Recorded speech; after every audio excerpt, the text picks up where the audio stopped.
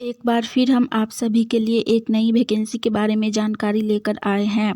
यह vacancy national institute of open schooling के तरफ से निकाली गई है। इस वैकेंसी से जुड़ी apply date, age limit, application fee, post details, education qualification, pay scales, इन सभी के बारे में हम आपको पूरी जानकारी देंगे। तो अगर आप भी इस वैकेंसी के लिए फॉर्म अप्लाई करना चाहते हैं तो इस जानकारी को ध्यानपूर्वक सुनिए और वीडियो में लास्ट तक बने रहिए ताकि फॉर्म अप्लाई करते टाइम आपसे कोई भी मिस्टेक ना हो। चलिए जानते हैं इस वैकेंसी से जुड़ी अप्लाई डेट के बारे में। जिसको भी इस वैकेंसी के लिए फॉर्म अप्लाई करना है वो लोग 30 नवंबर से कर सकते हैं और इसका लास्ट अप्लाई डेट है 21 दिसंबर 2023। फॉर्म ऑनलाइन के माध्यम से भरा जाएगा। तो जो भी लोग भरना चाहते हैं वो लोग आज से लेकर 21 दिसंबर के बीच में कभी भी इस वैकेंसी के लिए फॉर्म अप्लाई कर सकते हैं।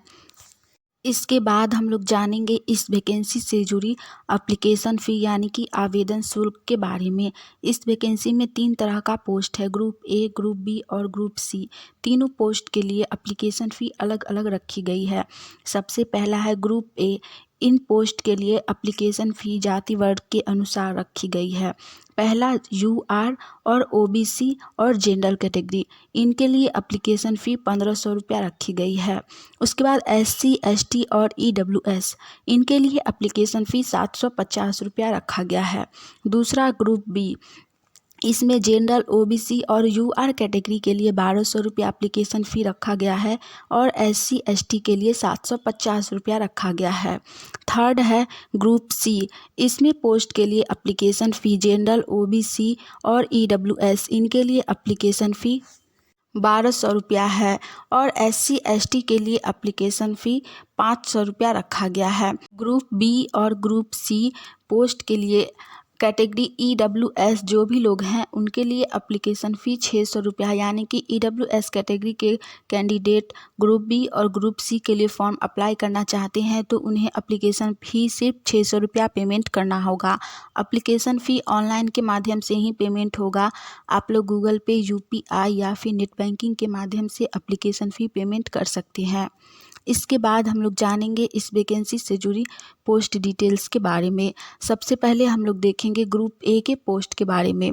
ग्रुप ए में सबसे पहला पोस्ट है डिप्यूटी डायरेक्टर के लिए कैपेसिटी बिल्डिंग सेल, इसमें एक पोस्ट है। दूसरा पोस्ट है डिप्यूटी डायरेक्टर एकेडमिक के लिए, इसमें भी एक ही पोस्ट है। नेक्स्ट पोस्ट है असिस्टेंट डायरेक्टर एडमिनिस्ट्रेशन, इसमें 2 पोस्ट है। उसके बाद पोस्ट है एकेडमिक ऑफिसर, इसमें 4 पोस्ट हैं। इसके बाद हम लोग जानेंगे ग्रुप बी के पोस्ट के बारे में। ग्रुप बी में सबसे पहला पोस्ट है सेक्शन ऑफिसर का, इसमें 2 पोस्ट हैं। दूसरा पोस्ट है पब्लिक रिलेशन ऑफिसर, इसमें सिर्फ 1 पोस्ट है।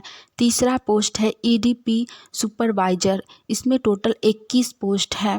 नेक्स्ट पोस्ट है ग्राफिक आर्टिस्ट, इसमें सिर्फ 1 पोस्ट है। उसके बाद पोस्ट है जूनियर इंजीनियर इलेक्ट्रिकल का, इसमें भी 1 ही पोस्ट है। इसके बाद हम लोग जानेंगे ग्रुप सी के पोस्ट के बारे में। ग्रुप सी में पहला पोस्ट है असिस्टेंट के लिए, जिसमें टोटल 4 पोस्ट है। दूसरा है स्टेनोग्राफर के लिए, इसमें टोटल 3 पोस्ट है। नेक्स्ट पोस्ट है जूनियर असिस्टेंट के लिए, इसमें 10 पोस्ट है।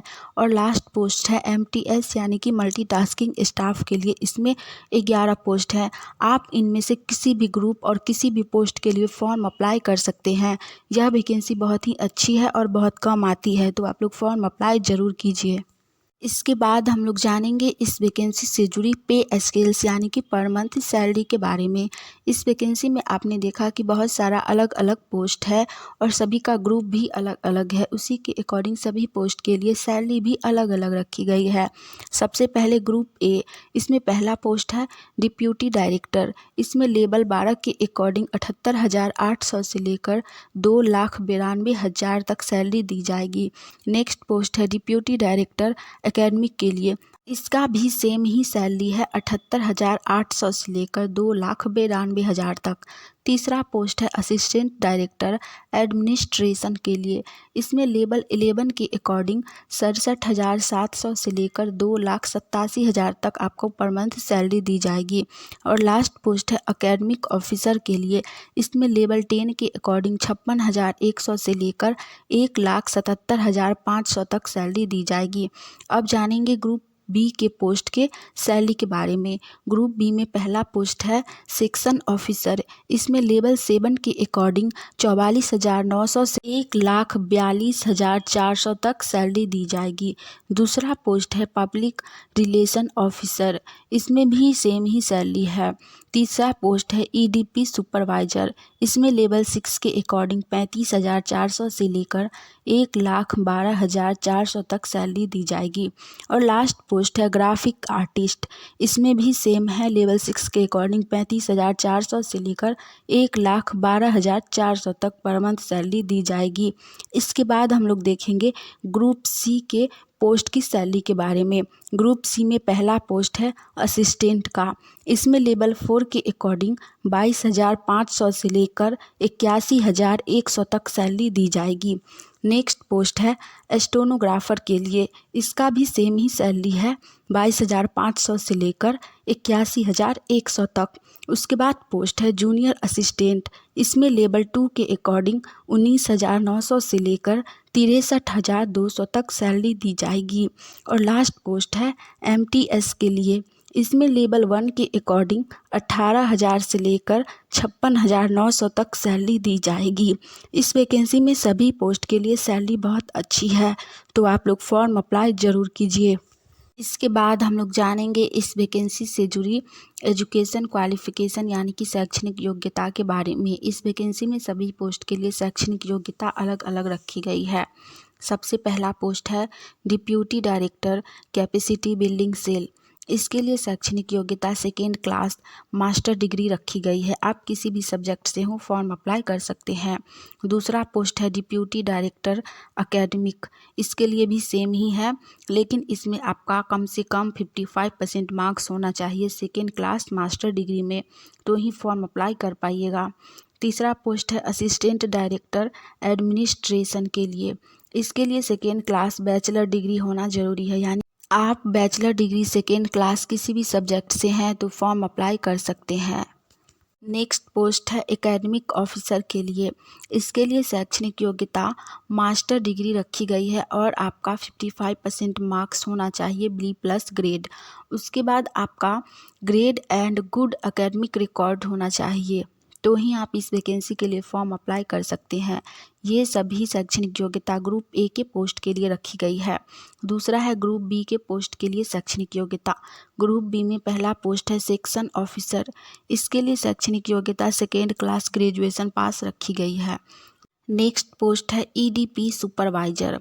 इसके लिए शैक्षणिक योग्यता bachelor degree with post graduate रखी गई है। Diploma in computer application hardware engineering रखी गई है। नेक्स्ट पोस्ट है ग्राफिक आर्टिस्ट। इसके लिए शैक्षणिक योग्यता 2nd class graduate with diploma in fine art रखी गई है। उसके बाद पोस्ट है जूनियर इंजीनियर इलेक्ट्रिकल। इसके लिए 3 ईयर का diploma in electrical engineering degree in electrical engineering होना चाहिए, यानी कि 3 ईयर का डिप्लोमा भी होना चाहिए और इलेक्ट्रिकल इंजीनियर से डिग्री होना चाहिए। उसके बाद हम लोग जानेंगे ग्रुप सी के पोस्ट के बारे में। ग्रुप सी का पहला पोस्ट है असिस्टेंट। इसके लिए शैक्षणिक योग्यता सीनियर सेकेंडरी रखी गई है, यानी कि 12th पास रखी गई है। दूसरा है पोस्ट स्टेनोग्राफर के लिए। इसके लिए भी 12th पास रखी गई है, साथ में डिप्लोमा का सर्टिफिकेट होना चाहिए। सेक्रेटरियल प्रैक्टिस का speed in short hand in English Hindi 80 WPM, यानी कि आपका इंग्लिश और हिंदी दोनों का टाइपिंग का स्पीड होना चाहिए 80 वर्ड पर minute with computer speed of 8000 की डिप्रेशन पर आवर होना चाहिए। इसके बाद हम लोग जानेंगे जूनियर असिस्टेंट पोस्ट के लिए शैक्षणिक योग्यता। इसके लिए भी शैक्षणिक योग्यता 12th पास रखी गई है, साथ में working on computer with A speed of not less than 6000 की डिप्रेशन पर आवर, यानी कि आपके पास कंप्यूटर का नॉलेज होना चाहिए जिसमें 6000 की डिप्रेशन प्रति घंटा होना चाहिए। उसके बाद हम लोग जानेंगे लास्ट पोस्ट है MTS स्टाफ के लिए। इसके लिए प्राइमरी स्कूल पास होना चाहिए। यदि आप लोग 8 पास है, 10th पास है तो इस वैकेंसी के लिए फॉर्म अप्लाई कर सकते हैं। हमने इस वैकेंसी से जुड़ी सारी जानकारी दे दी है। अगर आपको यह जानकारी अच्छी लगी तो वीडियो को लाइक कीजिएगा। आने वाली ऑनलाइन या ऑफलाइन सभी प्रकार की वैकेंसी की जानकारी अगर सबसे पहले चाहते हैं तो आप सभी का अपना channel India number 1 GK GS को सब्सक्राइब करके नोटिफिकेशन ऑन कर लीजिए।